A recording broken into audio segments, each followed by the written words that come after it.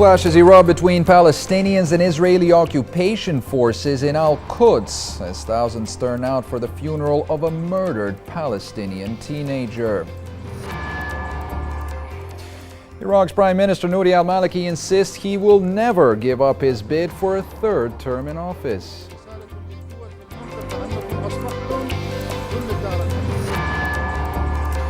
The Iraqi army pushes deeper into areas in and around the strategic city of Tikrit, scoring more tactical victories.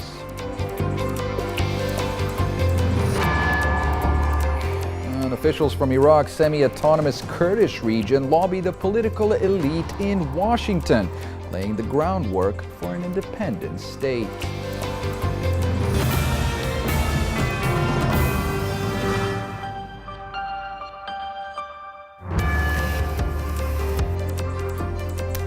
Hello and welcome. You're watching Al Ittijah World News with me, Sergeant Karadovic. We begin with our top story tonight, and Mohammed Abu Khader. He is the Palestinian teen kidnapped and killed in occupied Al-Quds, who has finally been laid to rest. Meanwhile, heavy clashes broke out between Palestinians and Israeli occupation forces in the city, marking a third straight day of violence. Bidding their final farewells, hundreds of Palestinians came out to take part in the funeral of 16-year-old Mohammed Abu Khader, who was kidnapped before being found dead on Wednesday in a suspected revenge attack over the abduction and killing of 3 Israeli settlers last month. Since the killing of the 16-year-old, the family of the victim released the CCTV footage of the abduction by Israeli settlers. His funeral corresponds with the first Friday of Ramadan, when tens of thousands of Palestinians gathered to pray at Al-Aqsa Mosque in occupied Al-Quds. After prayers, thousands of Palestinians attended Muhammad's funeral amid grief and growing anger. Earlier in the day, clashes broke out between Palestinians and occupation forces in the Shafat neighborhood, making it the third straight day of violence since Muhammad was killed. Zionist forces fired tear gas and stun grenades to disperse crowds of Palestinian youths. Meanwhile, in the besieged Gaza Strip, hundreds of Hamas supporters came out to express their solidarity with Palestinians in the West Bank. Today this crowd came out to reinforce the unity of our blood and destiny in support of the West Bank and Al-Quds. This is a clear message to the Zionist enemy that the Palestinian people support resistance in the face of threats, and any war on Gaza will open the gates of hell in the face of the occupation, and the resistance Hamas will not sit by idly. But the Palestinians in the Gaza Strip are also on the receiving end of Israeli aggression. Beefing up his war rhetoric, Israeli Prime Minister Benjamin Netanyahu threatened Gazans that occupation forces amassed around the coastal enclave will act with force. And now as tensions mount across occupied Palestine, with intermittent rocket fire striking southern Israeli settlements and escalating clashes in the West Bank, it appears that the Zionist regime is winding up for another onslaught against the Palestinians. Well, for its part, the Islamic Republic of Iran has condemned the ongoing Israeli aggression against defenseless Palestinians, calling for action against the Zionist regime. The Iranian Foreign Ministry called on the international community, particularly the Organization of Islamic Cooperation, to condemn the Israeli crimes and take effective action to stop them.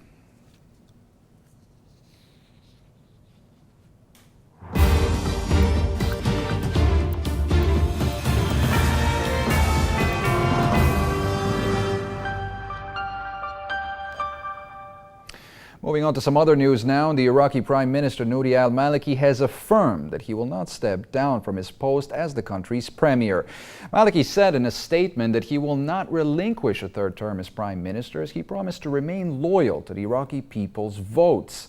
The Iraqi premier also stated that the State of Law coalition is by far the largest bloc in parliament, while vowing to fight back until the enemies of Iraq are defeated. Well, during a sermon delivered by his aide, Iraq's top Shia cleric, the Grand Ayatollah Ali al-Sistani, announced that the Iraqi parliament's inability to agree on a new government was a regrettable failure. Tuesday's inaugural parliamentary session ended without progress toward a government after Kurdish and Sunni Muslim lawmakers walked out of the session, falling short of nominating a new government. Last Tuesday, the first session of Parliament convened. People were optimistic that this would be a good start for this council in its commitment to the constitutional and legal texts. But what happened afterwards, in that the Speaker and his deputies were not elected before the session finished, was a regrettable failure. Meanwhile, the Iraqi army has recaptured the birthplace of former dictator Saddam Hussein in the northern city of Tikrit. The latest advances mark both a symbolic and tactical victory in the nationwide counteroffensive against militants belonging to the so-called Islamic State.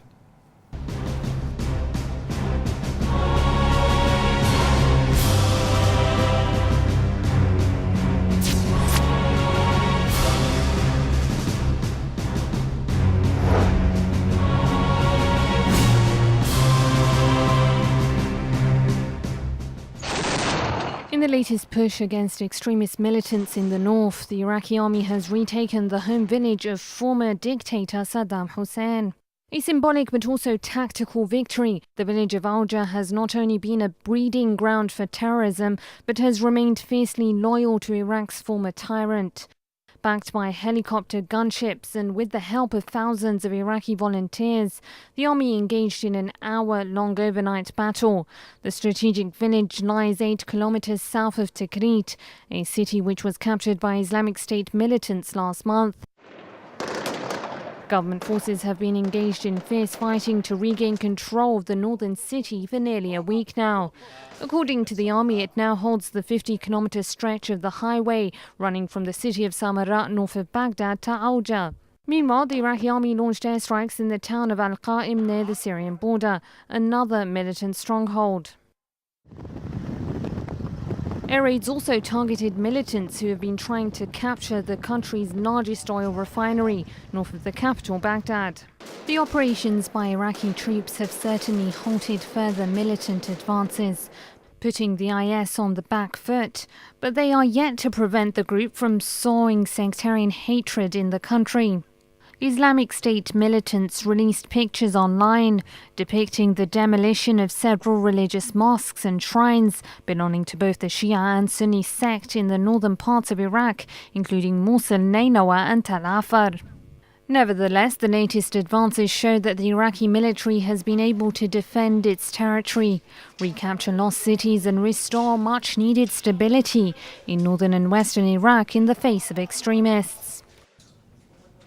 Well, earlier we were joined by our correspondent Wissam Al-Bayati for the latest out of Iraq.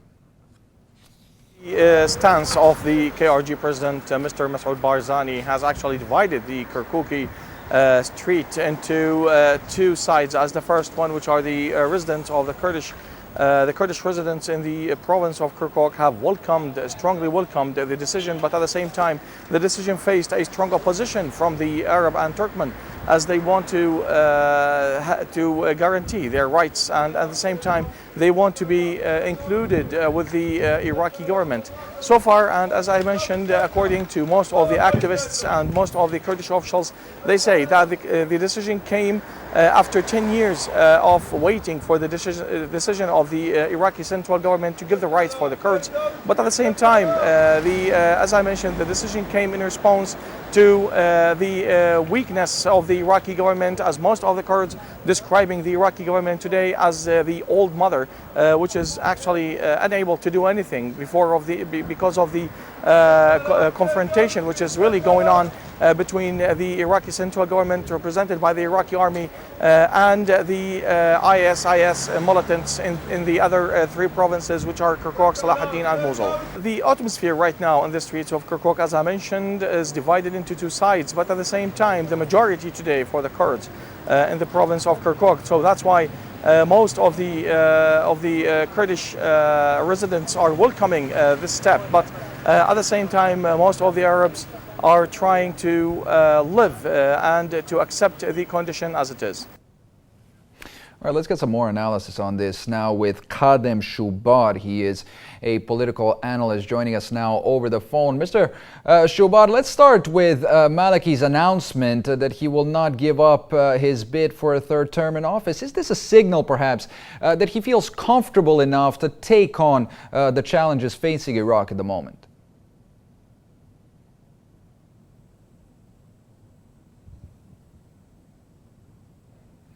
Mr. Shubad, can you hear me? Can you hear me? Yes, Mr. Shubad, let me repeat the question again. We hear you, you're on the air. Do you think that Maliki's pledge to run for a third term signals that he is feeling confident about facing these challenges? Well, he would like to stay in power for a third term. However, I think there is a lot of negotiation going on at the present time among the Shia the Shia group, which includes a number of parties, political parties in Iraq. And I don't think that this issue of the of nominating the head of the government, the Prime Minister of Iraq, or the candidate to be the Prime Minister of Iraq, I don't think this issue has been settled in a final way. There are still negotiations, and there are a number of bodies, a number of parties inside Iraq and outside Iraq who are influencing the decision over this issue. I think every major politician at the moment within the Shia group of political parties need to be flexible, need to be understanding, need to put the interest of the country at this very critical juncture before any personal interests or issues. Okay, so in light of those divisions, Mr. Shubad, do you think that the militancy, which has been gaining ground across north and western Iraq, can be tackled at this point? Well, I think this is going to be a long and difficult struggle. I don't think that this major problem is going to be solved in the near term or within a few days. It's going to be hard. It's going to be a long campaign. Clearly, these idiots, these enemies of humanity and enemies of Islam are well armed. You have a large number of these people, and they are going to put up a fight. So it is not going to be easy. Clearly, the country is in trouble.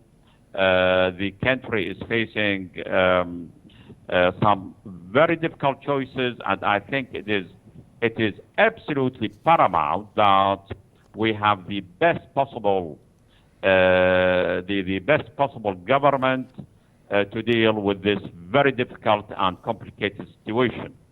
That it is indeed a very difficult and complicated situation. Mr. Kadem Shubad, political analyst, thanks very much for joining us tonight.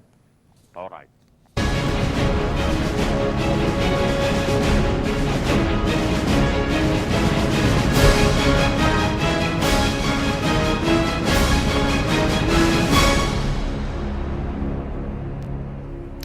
Let's stay with Iraq now, where the security crisis across the country drags on, while Washington has been dragging its feet in honoring its military contracts with the Baghdad government. Russia, on the other hand, has scrambled to supply Iraq with fighter jets to counter the advancing militants. And while some are questioning the wisdom of using such aircraft, developments on the ground could certainly make the fighter jets a valuable tool in the future. While Iraqi troops battle extremist militant groups, the demand for more efficient weaponry has become a pressing issue. One of the deals struck by Iraqi officials with the U.S. administration concerns 36 F-16 fighter jets. Iraqi leaders have accused the U.S. of purposely stalling the delivery, worth $4.2 billion. Meanwhile, Russia has managed to fulfill its promises much quicker, delivering 2 batches of the supersonic Sukhoi 25 jet. However, military analysts have questioned the wisdom of using the Su-25 and the F-16 to combat the Islamic State extremists in the first place. Experts said the Russian Su-25 is better equipped to attack ground forces than the F-16 due to its slow speed and ability to hover low over the battlefield, making it far more accurate and less likely to fire on friendly forces or hit civilians. While low flying does make it a target, the Su-25 is heavily armored and equipped with chaffs and flares to divert surface-to-air missiles. The F-16, on the other hand, though built as a multi-role fighter, is much faster but less accurate, therefore less suitable under the current circumstances. Military analysts predicted the extremist Islamic State will have to mass their forces in specific locations at some point if they wish to consolidate their reported gains across Iraq. And when it does, fighter jets that are capable of effective bombing will be of greater value. Meanwhile, Iraqi Kurds are lobbying for secession in Washington as senior officials from the semi-autonomous region of Kurdistan have met high-ranking American representatives to draw up what they call a new reality. Aides to Kurdish President Masoud Barzani are laying the groundwork to formally split from the central government in Baghdad, meeting officials from the U.S. State Department, White House, and Congress. This as U.S. Secretary of Defense Chuck Hagel announced that Washington has sent a group of U.S. Army Special Forces soldiers, known as the Green Berets, to Erbil in northern Iraq to set up an operations center. Back in Erbil, Barzani addressed Parliament saying that preparations for a secession referendum must get underway, taking advantage of the recent security crisis in northern Iraq, where Peshmerga forces are occupying the oil-rich city of Kirkuk.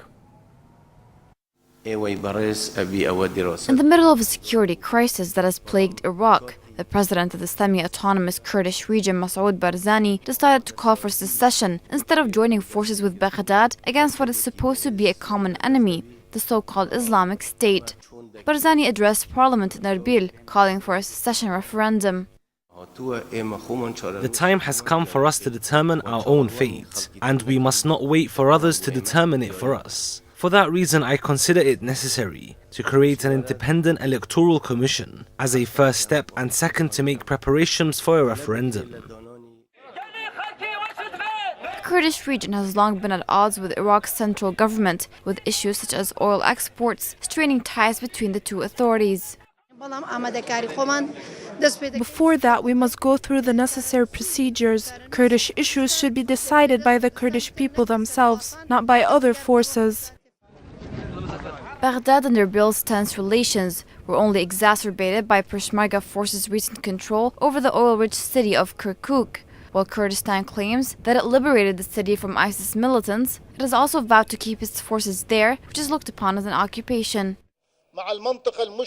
Prime Minister Nouri al-Maliki has accused the Kurds of exploiting current events in order to impose their irreversible control over the territory, slamming the move as unacceptable. Iraq's Kurdistan has motive to turn against the central government in Baghdad, and that is establishing a dream state for the Kurds. However, with extremists on one front and the Kurds on another, Iraq has one battle to fight, which is to keep the country in one piece in the face of attempts to divide it. You're watching Al Tajah World News, still to come on tonight's program. The Russians signaled that ongoing talks between Iran and the P5+1 group could produce a comprehensive nuclear agreement.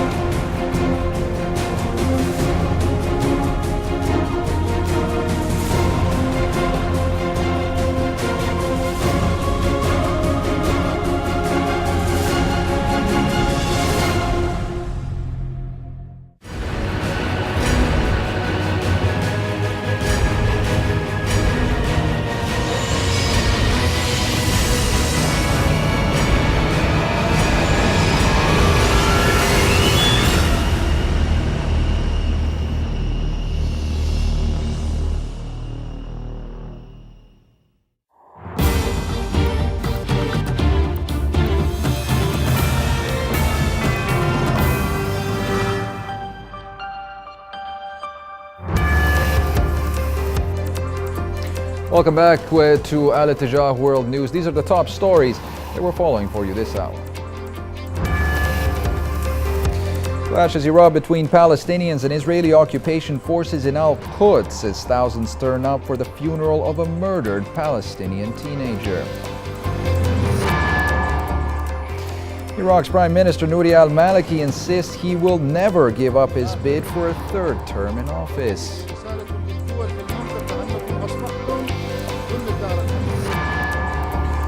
The Iraqi army pushes deeper into areas in and around the strategic city of Tikrit, scoring more tactical victories.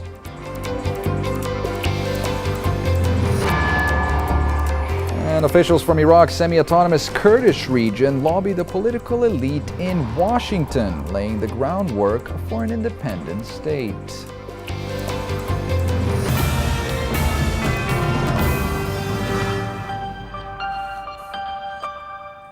All right, let's now go back to our top story and the ongoing violence in occupied Palestine. For that, we're joined by Mr. Harry Fear. He is a human rights activist and filmmaker, currently joining us from London. Harry, you've spent some time in occupied Palestine. Does this latest violence signal a major escalation in the Israeli-Palestinian conflict, or is this likely to just die down in the coming days? Well, frankly, I think it is likely to die down in the coming days. I think that on the Israeli side, the Prime Minister will want to appease the more right-wing and hardline extremist elements of the Israeli political sphere by hitting at Gaza, and we've seen some airstrikes on Gaza in the most recent hours. So there will be an appeasement of the need for Palestinian blood with airstrikes in Gaza. And then on the Palestinian side, there is the Hamas in Gaza, who also definitely do not want an escalation. Hamas is weak in terms of its allies at the moment, and it can't afford to have a protracted conflict with Israel and escalation. I think that also, given the situation in the West Bank with the Palestinian Authority and the Israeli occupation forces, I think that we will see a suppression of any kind of serious threat to the stability that basically exists there in the coming days. Of course, we have seen riots in East Jerusalem today and yesterday, but these are still of a relatively small size. And I think that, unfortunately, looking back at this week, in the coming weeks, we'll see this as just another bloody episode which didn't lead to anything in particular. Yeah, right. And talk to us a little bit, Harry, if you will, about this culture of violence among Israeli settlers. I mean, these people are raised to be extremists and radicals, and the number of violent crimes that they're committing against the Palestinians is steadily rising. Indeed. Of course, it's one of the Israeli society or the Israeli state's propaganda points that Palestinians are raised on hatred. They're raised to hate all Israelis or all Jews. But there you have, in broad daylight, Israeli settlers attacking Palestinian churches, attacking Palestinian children. As we have seen in this recent escalation, we've seen the killing, the torture and killing of a Palestinian child in a bloody retribution incident. And there is a culture among these hardline Israeli right-wing settlers who are militarized and protected by the Israeli state. They're protected militarily by the Israeli army, who basically don't intervene when they commit crimes. They're also protected politically by the political right wing in Israel, which seeks to appease that strand of the Israeli society and that part of the Zionist ideology, which is to create this greater Israel in a militant way in what is the West Bank to you and I. Now, Netanyahu, the Israeli premier, he's certainly not one to shy away from the media spotlight, but in recent days he has been more vocal than usual. On the one hand, he's calling for restraint by the Israeli public, but on the other, he's vowing vengeance. Are the Israelis hoping for an escalation here? I think that according to recent insights, most Israelis probably don't want an escalation. I think that in this respect, perhaps things are changing for the better. You know, when we had the killing of the Palestinian youth recently, we saw the United Nations, we saw the EU, the US, and the UK all produce statements calling for restraint on all sides. And I think that the specific statements calling for restraint from the Israeli side, I think they did bear weight, because Israel absolutely does have to calculate for the international opinion.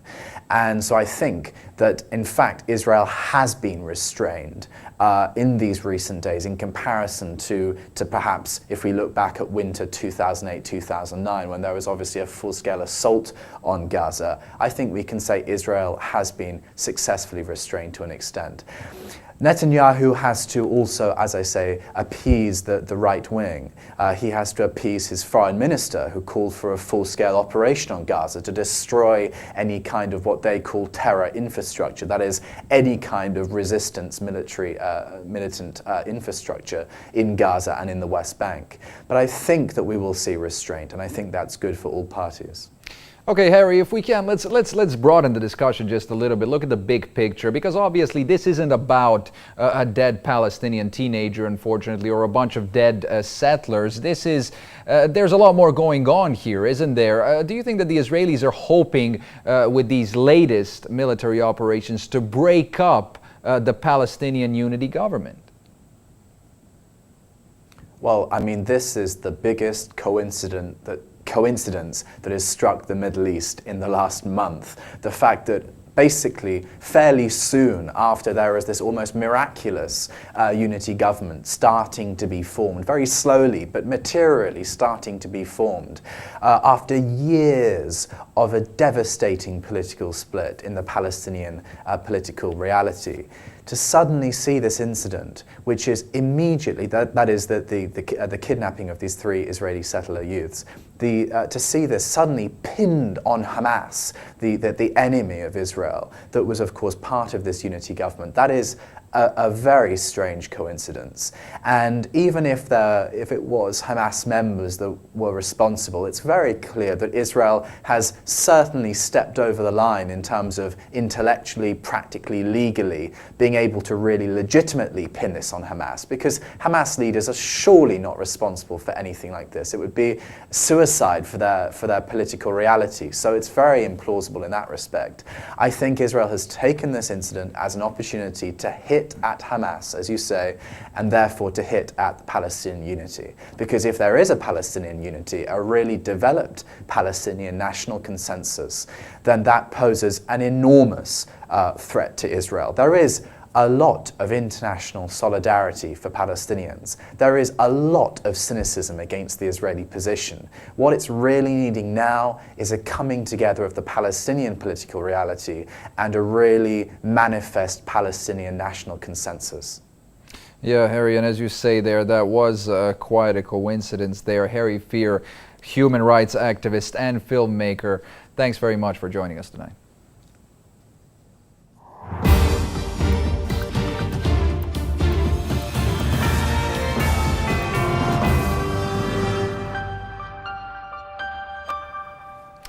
Well, new revelations have emerged confirming that a secret British plan to train, equip a 100,000-strong militant army to take on the Syrian government was dropped 2 years ago by the UK government. The proposal, which was drawn up by the leading British general, called for Syrian rebels to be trained for a year abroad and then sent back to topple President Bashar al-Assad. Extract, equip, and train. Those were the tactics intended to form a shock and dread attack that would allow Syrians themselves to overthrow the government with the help of 100,000 Western-trained and equipped militants. BBC's Newsnight revealed that the secret initiative, put forward 2 years ago, was the brainchild of the most senior UK military officer, General Sir David Richards. It was considered by Prime Minister David Cameron and the National Security Council, as well as US officials, but was deemed too risky. The jaw-dropping report went on to explain that the plan was to march on the capital Damascus once the militant force was ready with the cover of fighter jets from the West and Gulf allies. According to insiders, Lord Richards, the then Chief of Defense Staff, warned Downing Street there were only two ways to end the Syrian crisis quickly: to let President Assad win or to defeat him.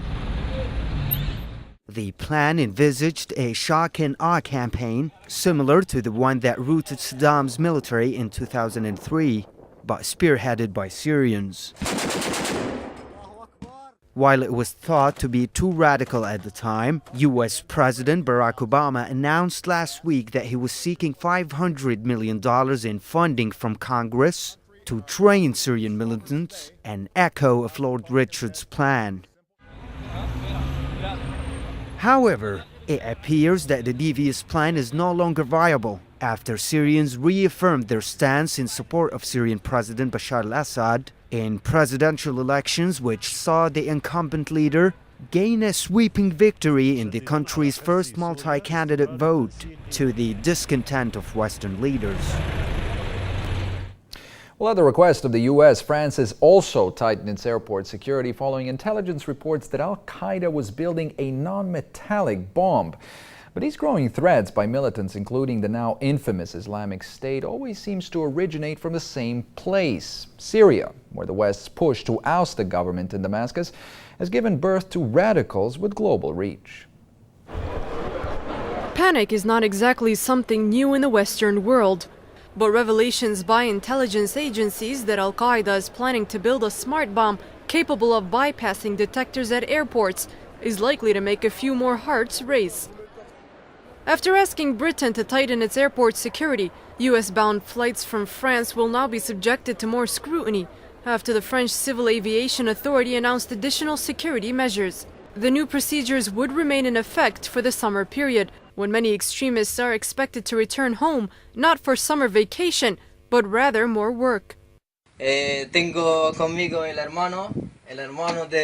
video posted on YouTube shows two men speaking fluent Spanish and claiming to be militants from the Islamic State, vowing to invade Spain along with all other occupied lands. I tell you, Spain is the land of our forefathers, and Allah willing, we're going to liberate it. With the might of Allah, we won't stop at Spain. I say to the entire world as a warning, we're living under the Islamic banner, the Islamic Caliphate. We're going to die for it until we liberate all the occupied lands, from Jakarta to Andalusia. But as ridiculous as this sounds, it's the anti-Assad sentiment coming from the West that has fueled the potency of such groups and forced Western security agencies to stand up and take notice. Many videos like these in which extremist militants vow further expansion are all over the web. And if that's not enough, the Islamic State has already set the blueprint for their global expansion. A map published earlier showed the Islamic State's expansion bid, which extended from the east and all the way to North and Central Africa, and even parts of Europe. As these militants now prepare to return to their countries, all indications point to a cause for fear in the West, as their so-called push for freedom in Syria returns home with a vengeance.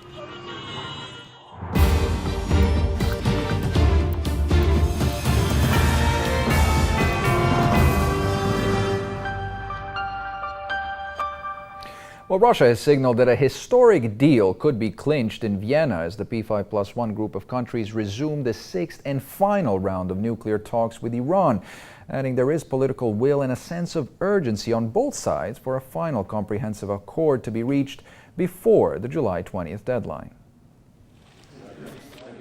Russia's Deputy Foreign Minister Sergei Ryabkov has expressed optimism that the current political will and urgency among participants of the P5+1 nuclear talks will lead to a deal being struck before the looming July 20 deadline. The nuclear negotiations are now in the decisive final phase as Iran and the 5 permanent members of the UN Security Council seek to reach an accord before the deadline in exchange for harsh sanctions on Tehran to be lifted.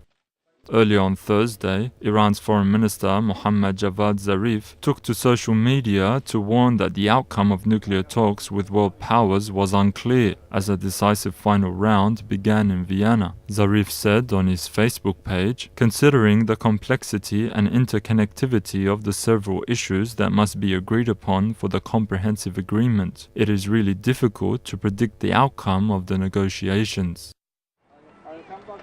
The accord being sought by Iran and the P5+1 would finally ease fears of Tehran obtaining nuclear weapons and silence any talk of a potential military confrontation. The P5+1 powers have proposed a, quote, series of reasonable, verifiable and easily achievable measures, US Secretary of State John Kerry said this week, warning Iran not to squander a historic opportunity. Similarly, Iran's Foreign Minister Mohammad Javad Zarif had earlier called the talks a unique opportunity to make history. But with major differences apparent after 5 rounds of talks seeking to secure a deal by July 20, Zarif said that some among the P5+1 was suffering from illusions. The US wants Iran to drastically reduce its uranium enrichment activity.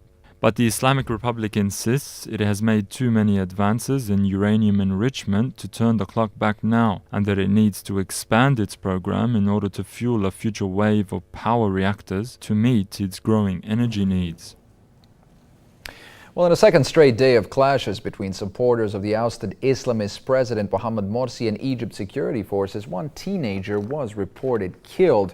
Now, the 15-year-old boy was killed by birdshot pellets during Friday's demonstrations in Cairo's Zaytoun district. The violence comes one day after the Muslim Brotherhood called for a day of anger to mark the 1-year anniversary of Morsi's removal from office.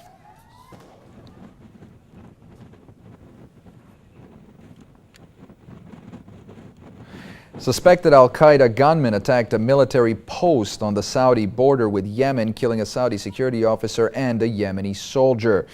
According to officials, the attack triggered a clash between the border guards and gunmen who used machine guns and rocket-propelled grenades to attack the Yemeni side of the border. Well, clashes have erupted again between Saudi-backed security forces and anti-regime protesters in Bahrain, where the opposition is persisting with its quest to introduce reforms in the kingdom. Anti-regime protesters march in the dark streets of Bahrain every day, veiling their identities in the shadow of the night. The alternative for many would be getting arrested by security forces lurking around their villages to prey on those who speak up against the monarchy's violations of human rights.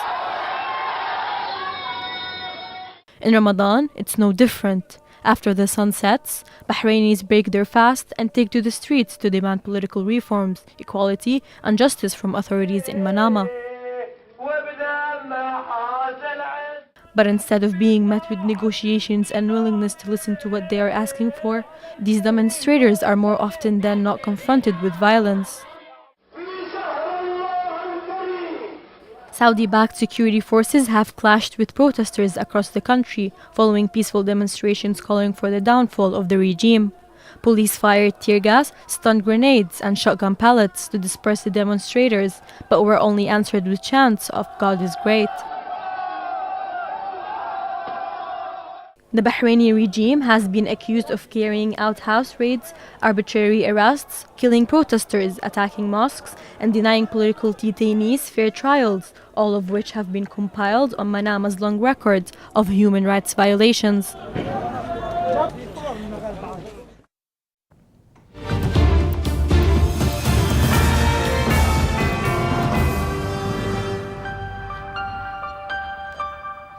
Russian President Vladimir Putin congratulated his U.S. counterpart Barack Obama on America's Independence Day and expressed hope that bilateral relations would be successful and that their disagreements would be resolved. In a statement issued by the Kremlin, Putin predicted that relations between Russia and the United States will improve on a pragmatic and equal foundation, despite the difficulties and differences. Well, Ukraine's military is shifting its operations along eastern areas in the country. New cities and villages are being shelled as the second phase of a crackdown enters its fifth day amid diplomatic efforts to end that crisis. From trenches on the outskirts of the eastern Ukrainian city of Slavyansk, Kiev troops are continuing so-called anti-terrorist operations against the pro-Russian rebels.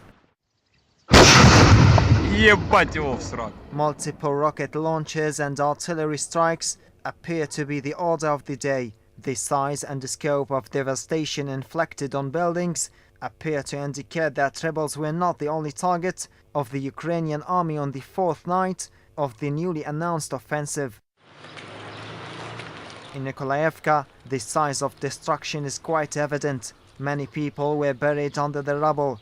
The number of casualties is believed to exceed what was initially thought. In nearby Metalist, artillery guns shelled civilian targets. Plumes of smoke could be seen rising from the town, while several explosions were also heard. Dozens of people were among the dead and injured. Meanwhile, in Kiev, a new defense minister was appointed. His immediate pledge was to wipe out anti-government activists in the east. His announcement even bore the extra ambition of retaking Crimea. I am sure that Ukraine will win. And believe me, there will be a victory parade in Sevastopol. Simmering tension was met with intensifying diplomacy. Ukraine's allies have urged Moscow to ensure that separatists uphold a ceasefire.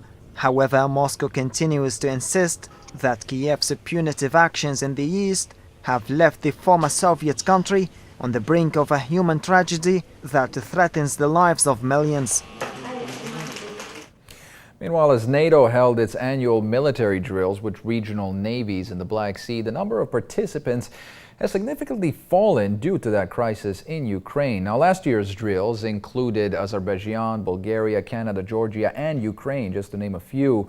However, this year, the drills excluded a number of countries, including Ukraine.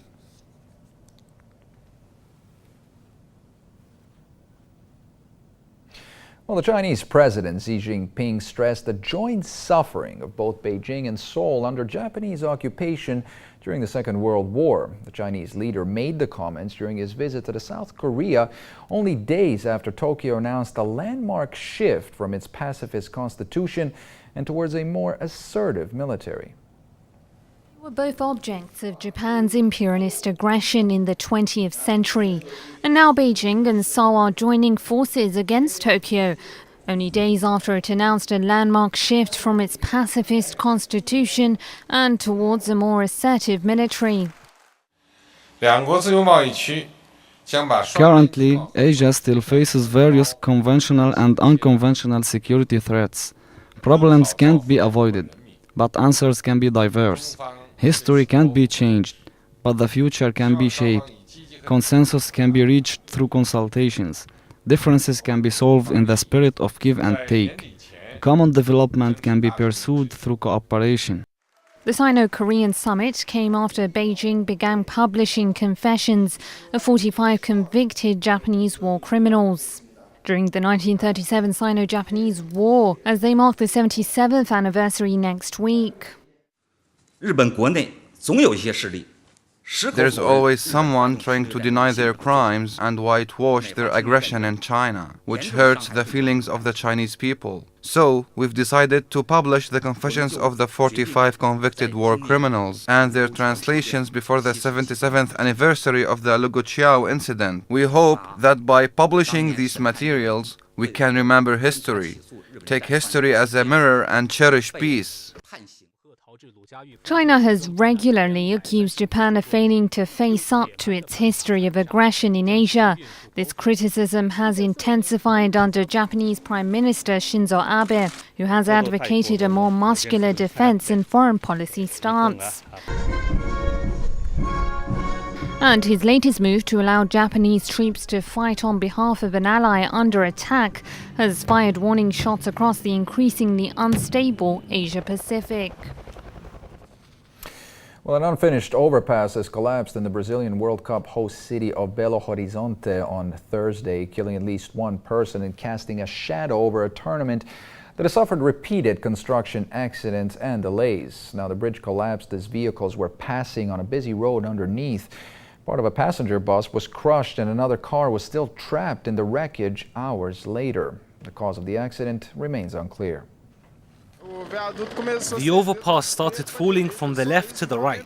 I had no time to see anything else, so we just ran away. We were underneath. We had no time to take anything out of the car. All our papers are inside there.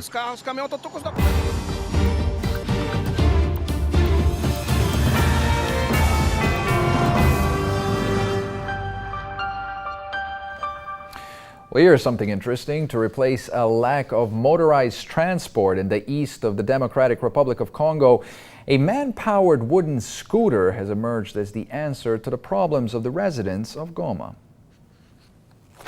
Rolling down these hills on a huge man-powered scooter isn't a simple task.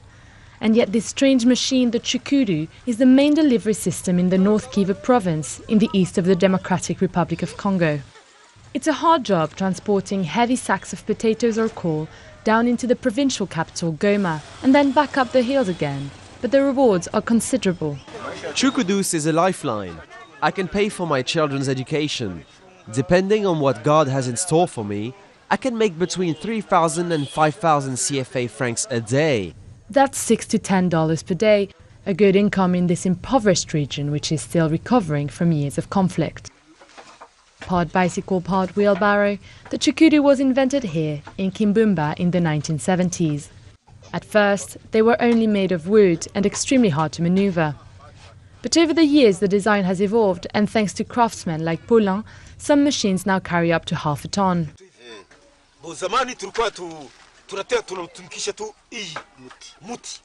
Before, we only used the core of the tree trunk. We had to grease it with palm oil just to be able to get it down off the hills and onto the main road.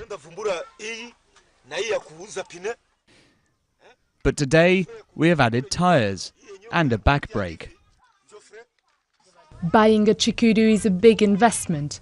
A sophisticated one can cost up to $100, but it also means job security for the 1,500 unionized drivers. I created a business with 60 young men who work today with these Chukurus, and they work in Goma. And it helps them. It really helps them out to protect them from any problems.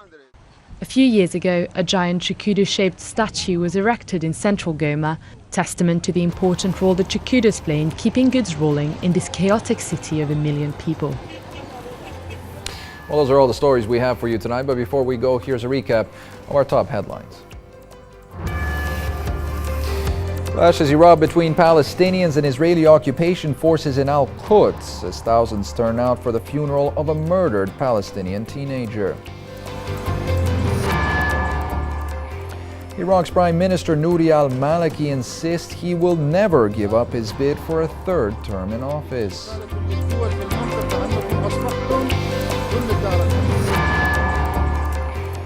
The Iraqi army pushes deeper into areas in and around the strategic city of Tikrit, scoring more tactical victories. And officials from Iraq's semi-autonomous Kurdish region lobby the political elite in Washington, laying the groundwork for an independent state.